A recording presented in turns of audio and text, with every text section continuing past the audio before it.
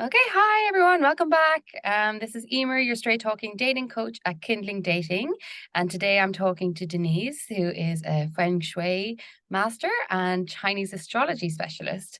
And she is all about helping the people that she works with to bring health, wealth, and happiness into their lives, which covers opportunities, relationships, all of it. So I thought, what a great person to chat to and just hear a bit more about how knowing what's going on in our astrology can help us.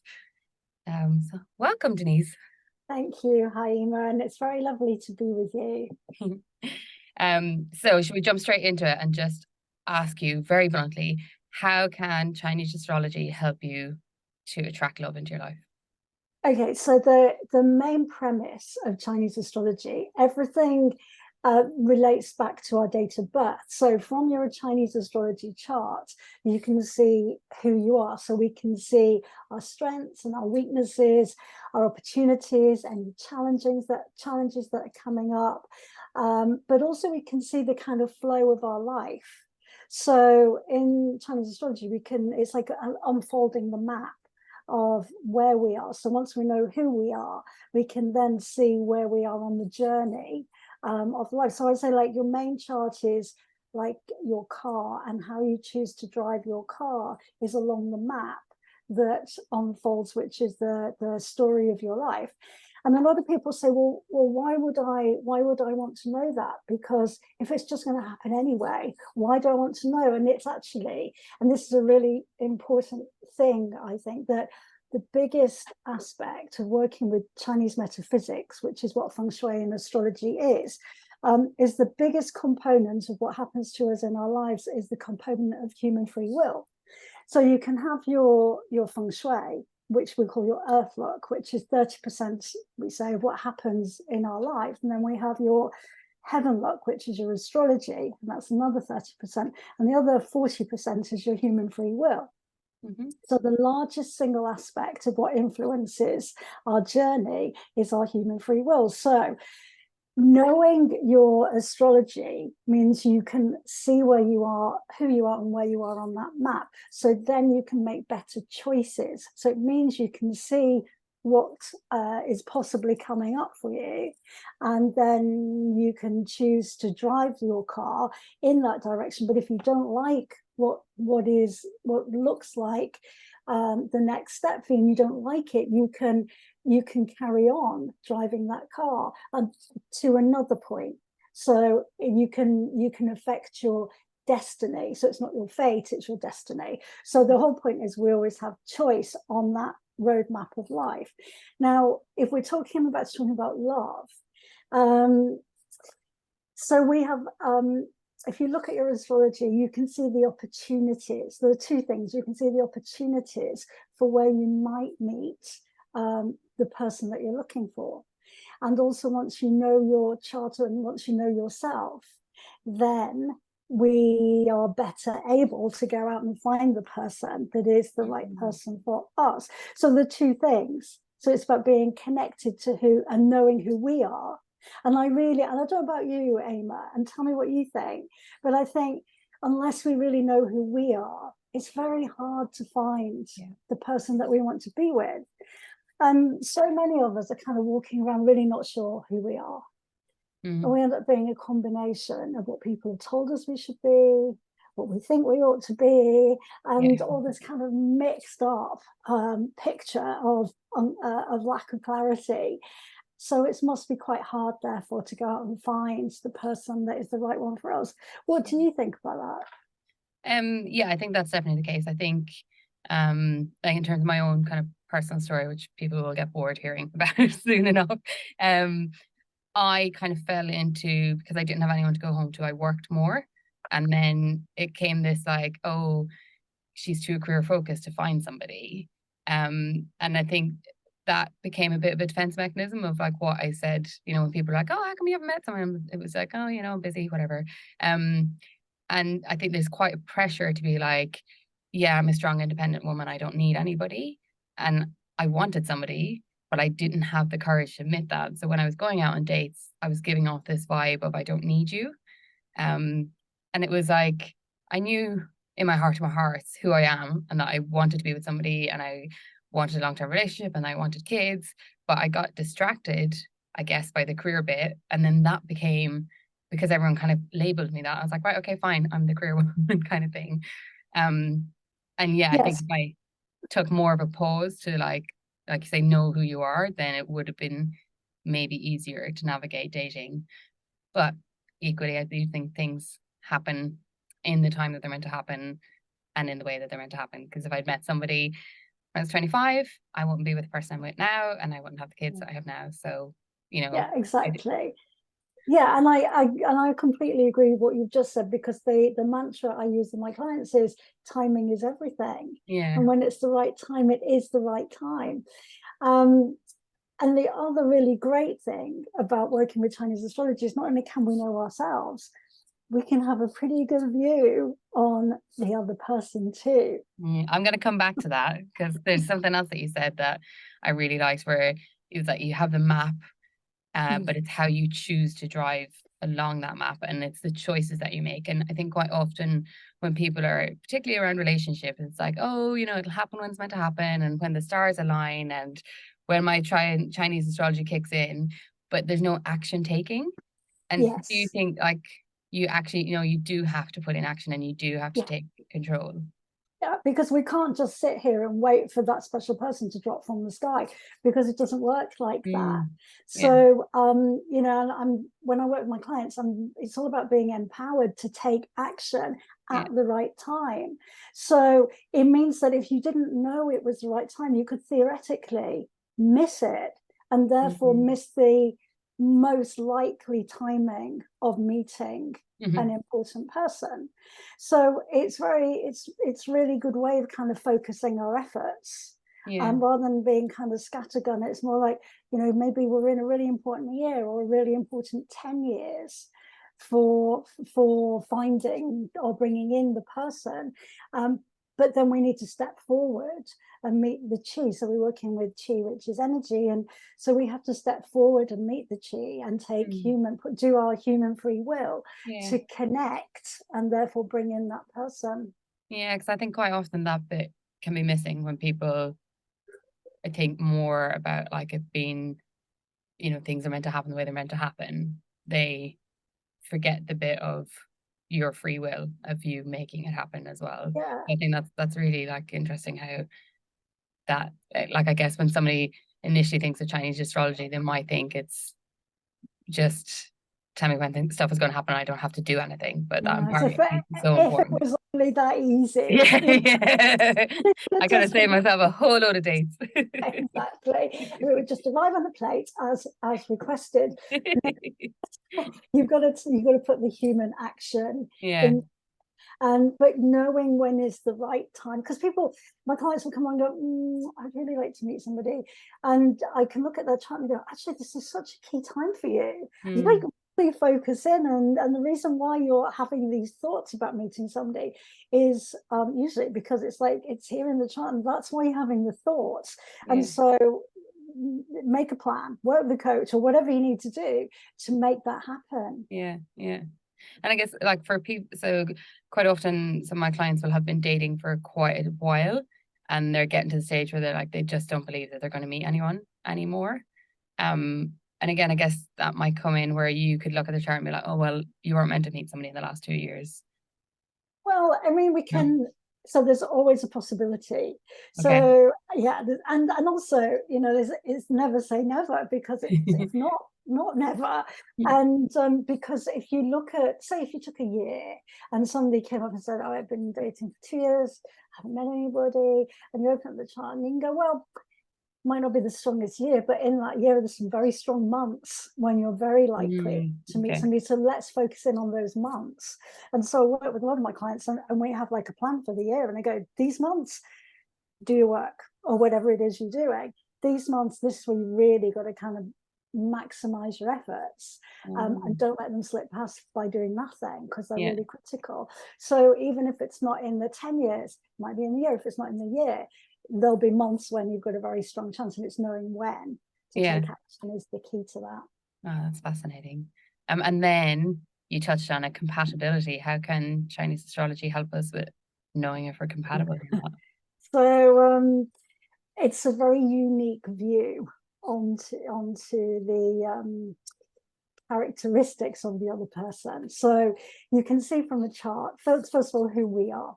And then there are certain aspects of another person's chart that will wholly harmonize with our chart. And so when you see that coming up, and I say to my clients, this person is highly compatible with you, go out there, meet him or her and see, because if you've got that compatibility, it's definitely worth exploring. And then not only are we looking at compatibility, we're also looking at their timing too. Are they in their period of their life when they're ready to meet somebody? And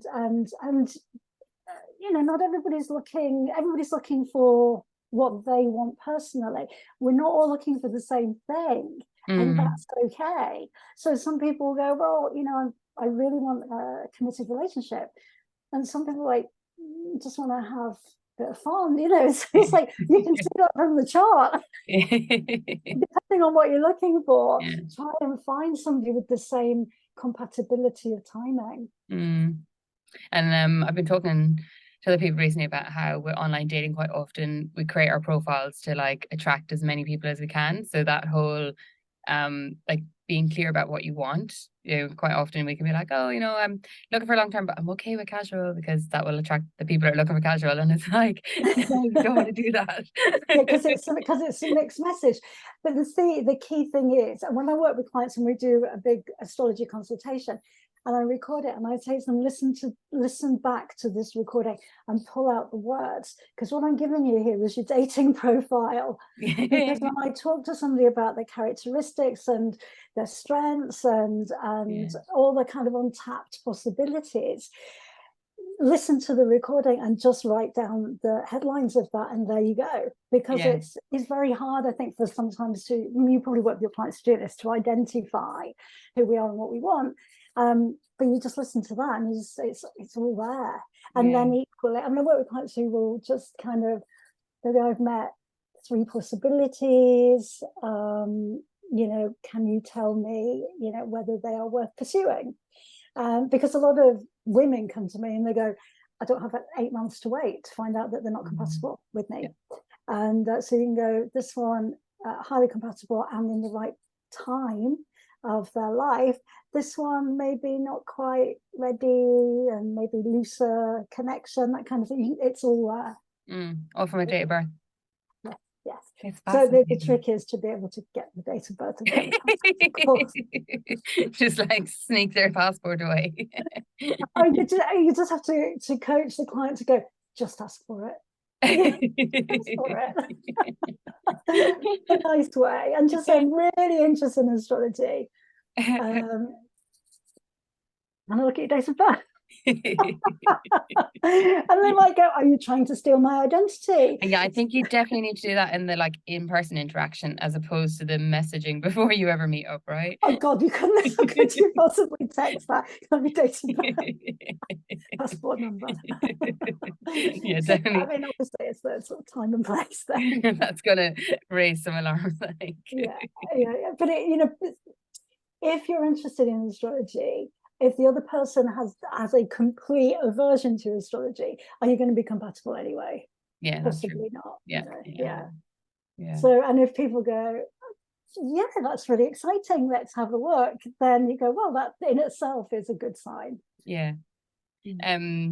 And we've been focusing in on the Chinese astrology aspect, which I must say I do find absolutely fascinating. But Feng Shui, is there, can we make our bedrooms more appropriate for attracting people, or does it not work like that? I haven't. So Feng Shui is a whole system to itself that runs alongside of astrology. So you can make sure that your home is set up in a way that has on the most basic level, it has a balance of yin and yang. So yin and yang is the kind of energies that we're working with, and loosely you could say the yang is the masculine and the yin is the feminine.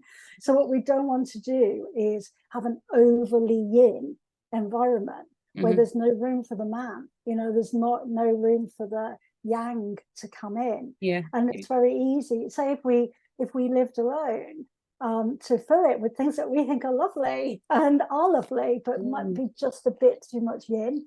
Do you reckon that might have been one of my issues, having like 70 pairs of shoes? That, yes. So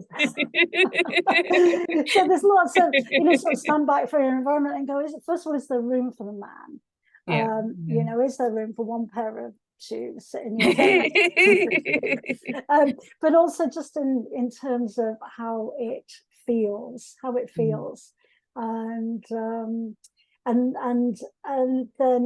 I've worked for men. I've done their feng shui, and there's no room for the woman because they've got pictures of racing cars, and they've got all these kind of male, masculine, yang icons and pictures, and so it works both ways. Yeah, I was just about to say, I do tend to hear quite a lot about like dating coaches going in and sorting out men's bachelor pads because they're too bachelorly and too masculine. But I hadn't necessarily thought about on the flip side of our female places being a bit too female. And it's also like, obviously I was joking about my shoes, but I do have a lot of shoes. When I met Sam, I had just had an offer accepted on an apartment. And so that was in January. It took ages to go through. I met him in March. I moved in July. So when I moved in, I was already in the back of my head being like, oh, make space for his stuff here for some time in the future.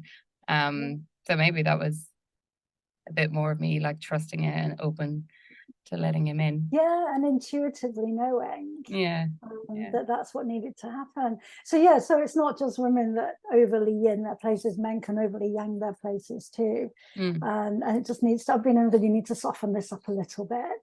Sometimes you can go to maybe a single mother that lives in a beautiful place, and I go, do you even live here? It's very kind of polished and there's nothing in the kitchen and things like that. So it works both ways. So there are lots of ways of looking at it, but that's the most simplest way of standing back from your environment, going, is there space for the other person's energy to come in? So, and things that we don't really want is things like loads of teddy bears on the bed and things like that. So you want to be making space to stand back with an objective eye and put your feng shui glasses on and go, does this appeal? Would this appeal to my partner in a kind of equal and balanced way? But I think start with the astrology, because the astrology is the first thing that we connect through, I believe, because this is the people part. The environment part is then the kind of support to that. So if you say your astrology, you are in a really good opportunity time to meet a person, and your feng shui is not quite like, the most important thing is that you're in the right time to meet the person. You can deal with the feng shui separately. So that's the people part that I feel is the most important initially. You also have a few dates to work that out as well. So it's a very interesting dynamic, don't you think? Because you've got two things. You've got the people part, but you've also got the environment part. Going to someone else's place or having that person to your place. It's very revealing. Our feng shui, because I say we're a product of our environment, and our environment is a product of us, and we're so intimately connected to our environment that the minute you walk in, so I've been doing feng shui for many years, and I can walk in, I can tell you about that person who lives there. And so, but most people can get a pretty good feel for the personality, because we are absolutely a product of our environment. It's such a symbiotic relationship. So taking care of our environment is important if we're starting to open up the space for other people. And what do you want your environment to portray about you? And I do think it's about, like, we quite often focus on that dating part of like finding the person, but actually that kind of initial stage of being with somebody, it's really about like finding how they fit into your life and how you fit into their life, and what allowances you make, be that in physical space or in time, to like make that effort to make it fit. And some of it just flows when it's the right person, it just kind of flows, but you do also have to put a bit of thought into it and realize that actually there will be tricky moments where it's like working how you guys communicate with each other, working out how all the teddies on your bed really annoy them, like all these little things that you need to kind of sort out through the early stages. So that the early stages are like really good fun, but they can be quite like imbalancing sometimes, and Yeah. they kind of put us on edge a little bit, which can I make would us say, put a yeah, I would barrier. say look at your feng shui now. If you're just starting out looking to meet somebody, take care of your feng shui now before Mm, you're faced with, you know, what do I do with my environment? yeah, And then there's no stress around it. But use the principle of, is there room for this person to come in? And is it overly yin or is it overly yang? yeah, yeah. Because what we want is a balance. I've never had teddies on my bed though. Just shoes. So, do you mind me asking how you met your partner? So, okay, so I'm a feng shui consultant. I'm a Chinese astrologer, and the year that I took positive action in a year that was very critical year for me for my astrology, and I worked with my feng shui. I worked with the dates. I worked with the timing, and I pulled the whole thing together. And did what I do for my clients, and basically did some feng shui witchery at the right time in my chart, and it took about 2 hours, and that was it. So we met online after I'd done all Yeah, my high level feng shui and astrology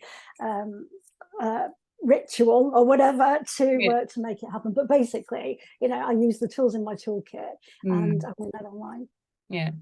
And Yeah. in a highly efficient manner, it sounds like, which I love. Do you know what I really like? Thanks. What I really like is I said to him in the Zoom chat, um, so I do feng shui, blah blah, and he was it's very interesting. So how the chat goes, I also do Chinese astrology, and he goes, oh right, and I said, would would you like it if I looked at your date of birth? And in that moment, his fate was sealed, and he said, that would be really cool. So first of all, I think great, we're on a good footing here. But then I looked at his chart whilst we were together in the Zoom, and I saw immediately that there Yeah, was definitely something to pursue here. I love that because Yeah, it's like the ultimate bringing yourself to, yeah, to finding your person. Because that's one of the challenges with dating. We get a little bit like we need to be all things to all people, or we get a bit misled by an article says this, another article says do this, and you just fully honed in on this is who I am, this is what I do, yeah, and this is how I can use that to support myself. yeah. And I love that. And do we have time to do it any other way? And Amazing. so for the people that you work with, do you work with a kind of certain age demographic? Not necessarily.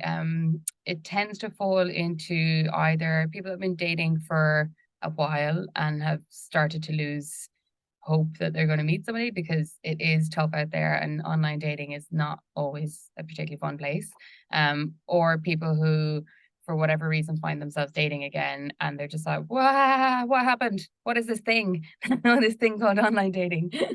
Yeah, And I think actually I think online dating is great as a tool to open up a pool of people and you can meet people you wouldn't necessarily meet, but it can create a lot of fear and create a lot of like nervous energy, I think. And quite often that kind of you're kind of doing online but you're not really sure what you're doing, or it's draining all the energy out of you and then you don't have much left to actually give to people when you meet them. And so really what the work I do is all around believing that you're going to find somebody, being clear about what you want, being clear about who you are and what you yeah, offer, and reminding yeah, yourself that it's about you. Like again, yeah. in dating, you just get lost in this idea of making somebody like you instead of actually Okay. know you are amazing and somebody is going to be really lucky to find you. Yeah, And then we couple that with practical how to navigate, whether it's online or offline or doing both, and see where it takes you. yeah. But And yeah, I think it comes back to what we were talking about. It's like really only when we know who we really are yeah, can we go out there and ask for what we want. yeah, And yeah, so it's I know I'm hugely biased because it's what I do, but it's a really clear way of going, you know, this is exactly who I am and this is exactly what I'm looking for. Yeah. And I think that is like, it's crystal clear. Whereas I think quite often the message gets skewed and you have to love yourself before you can love anybody else. Oh, totally. And then that becomes like this pressure of like, well, how do I do self-love? And it's like, it's not, I don't know, I feel like that almost takes over actually you being open to letting somebody in.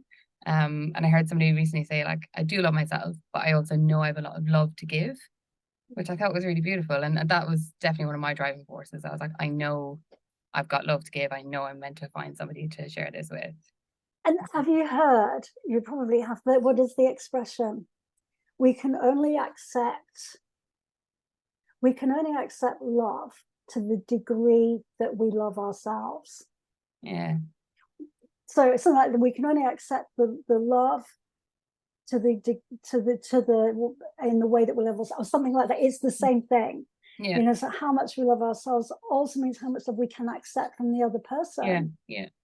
Yeah. Because it's being open to accepting that love too. Yeah. So it's that openness.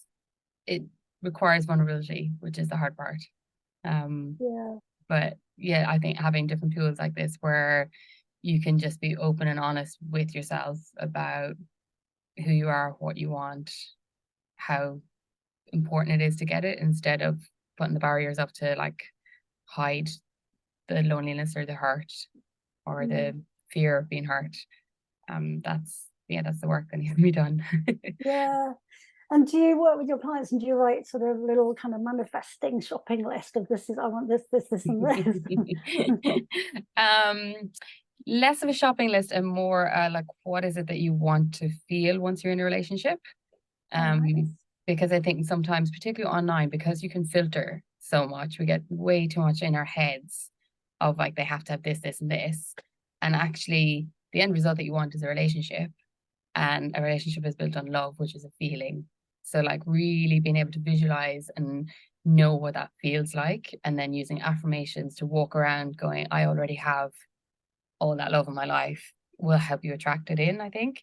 And yeah, it's more trying to get to the real heart of it, I guess, rather than too much in our heads, which I think I like that. I really love that it's a feeling. Yeah. We're looking for. Well, it just takes me back when we were talking about Feng Shui. So I worked for a lot of single people who were looking to find the right person. And one of the things I thought it's really easy to look at is take care of your artwork and imagery around you. So if you're looking for a committed relationship, have imagery that reflects two people or two things or whatever the relationship means for you, but have it as a pair. So I've been in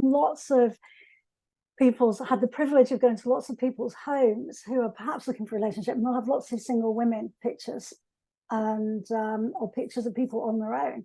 So it's about find that it doesn't have to be pictures of people, but just imagery that is. So I have two really lovely Chinese vases, and that was when I kind of put my mind to it. That was my sort of relationship manifesting picture. One, because it has on it all the sort of pictures, the iconography that I like, and it's all sort of Chinese and lovely, and it was all very balanced, almost slightly bigger, slightly more yang than the other, and like and that it just really appealed to me on that, in that sense. So no pictures of single people, no pictures of sad people, no crying women, and so pay attention to your imagery, especially what's in your bedroom.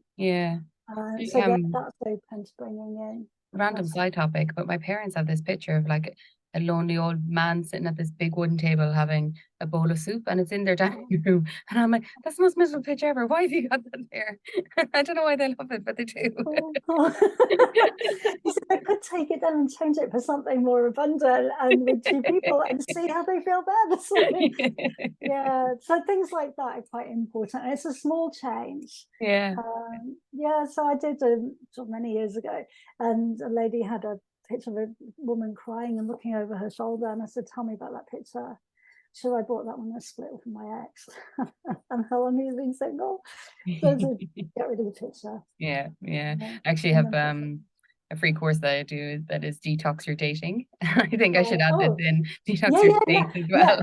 So apply a little bit of DIY feng shui, Yeah. and it really does make a difference. And then there's one somebody else I work with, and she had single figurines of women and single figurines of men that were put them together, put them Yeah. as a couple. So yeah, so things like that are quite important. Nice.